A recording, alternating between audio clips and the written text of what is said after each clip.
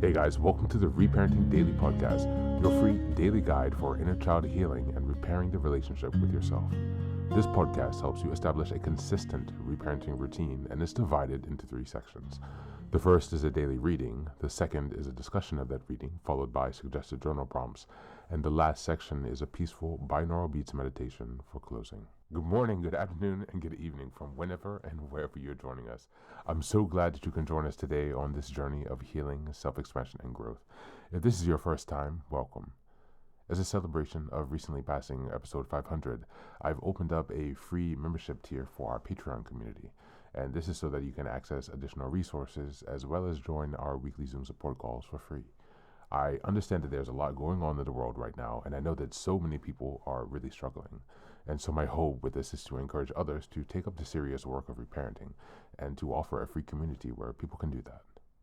I'd also like to thank everyone who's been along for the journey so far. We've passed episode 550 and continuing beyond.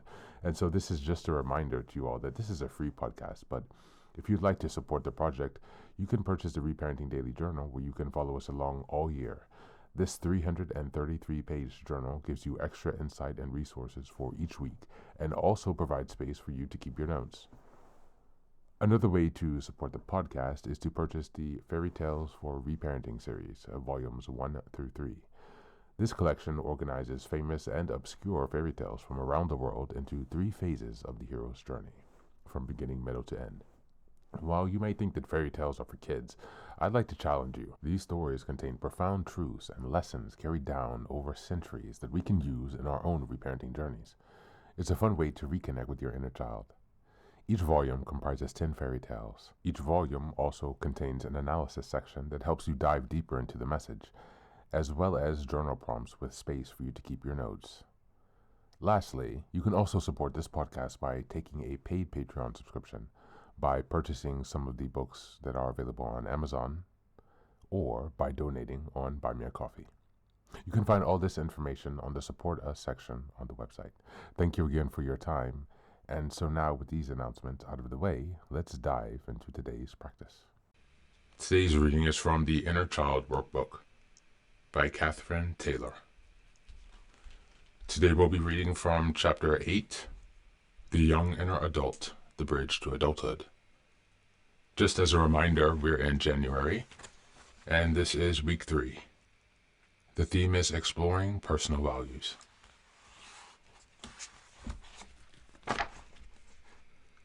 How effectively do you live your life?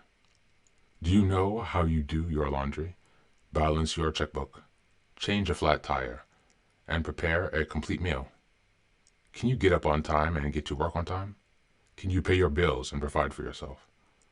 Do you rely on someone else to help you get by? Are your relationships satisfactory, or do you play out traditional roles?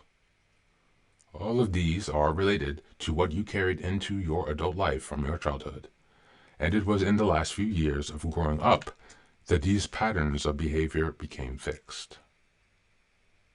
Between the ages of 17 and 21, you began to be treated as an adult. Learning how to be responsible and to manage your time were important issues at this age. You began to relate to others more maturely. You learned how to provide and fend for yourself as you prepared to go to college, get married, or find a job and move out on your own. Goals become more concrete as you begin to discover what you wanted from life and made plans to achieve those goals. At least, that is how it was supposed to be. For many, this was not the case. Some may have moved away from home, but remained dependent on parents for advice and financial support. Some tried to become independent, but were unable to manage their lives. You ran up large bills, lost jobs, and failed to pay the rent. Some of you avoided this transition altogether by addictively acting out, which prohibited you from moving at all. Some of you went to college and went through successfully, but experienced severe loneliness and despair. Some went to college but failed to do the work and flunked out.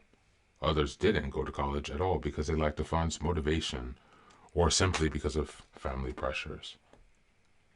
Some of you may have simply moved from the structure of your home and the family to the structure of a marriage and a spouse. No matter how you moved or failed to move into adulthood, this developmental stage was greatly influenced by what you experienced at home. Your same-sex parents would have the most influence on you. It was from the parent that you learned how to be an adult. Fathers teach their sons how to become men, and mothers teach their daughters how to become women. It was important, therefore, to have been able to see traits in your same-sex parents that you wanted to emulate. If you did not admire these parents, the identification would have been much more problematic. You would have been confused and ambivalent if the traits were not appealing to you, but instead repulsed, abusive, or simply out of date. You may even today be expecting a great deal of energy, extending a great deal of energy to make sure you are nothing like your same-sex parent. Thank you, and that's the reading for today.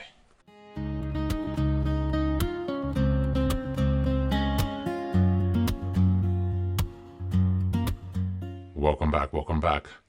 Now, this reading delves into the critical development stage of early childhood, which is foundational in reparenting, because it highlights the areas where one might have missed vital guidance or life skills.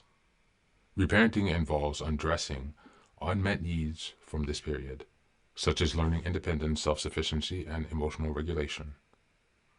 If you lacked proper modeling or support from your same-sex parent, you may now need to nurture these areas of yourself by revisiting and reworking your approach to adulthood. By doing so, you consciously cultivate the inner parent to guide your younger self towards self-sufficiency and emotional maturity. Exploring personal values also ties into this reading, as it emphasizes discovering and shaping your own path rather than unconsciously adhering to inherent roles or expectations. Understanding how your same-sex parents influence your development can help you evaluate whether their values align with yours or if you need to establish new guiding principles. This exploration fosters autonomy, enabling you to define who you are and what matters most in your journey towards a fulfilling adulthood. As we move on to the journal prompts today, number 1, reflect on the life skills you feel confident in and those you struggle with. How may you begin nurturing your younger self to strengthen these areas? Number 2, consider the value modeled by your same-sex parent. Which of these resonate with you, and which do you find yourself rejecting? How has this shaped your identity? And number 3, write about your current goals and how they align with the vision of the independent, fulfilled adult you want to become. What steps can you take to bridge any gaps that remain? Thanks for being here, and as always, take care of yourself and do be well.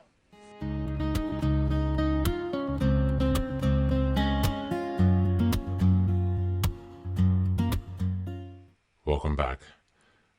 Now, this is the third and final section of the daily podcast. This is your silent meditation. Please find a place where you can be comfortable and undisturbed, where you can relax and spend some time with yourself for this 10-minute meditation. You can choose to be sitting, standing, lying, whatever makes you comfortable today. Listen to yourself. And next, be sure that you're taking some time to be with your breath, to connect with your body. Don't be disturbed by your thoughts. Allow them to pass and just observe. Do not engage. And use this time to connect with yourself, whatever time of day you're listening to this. Namaste.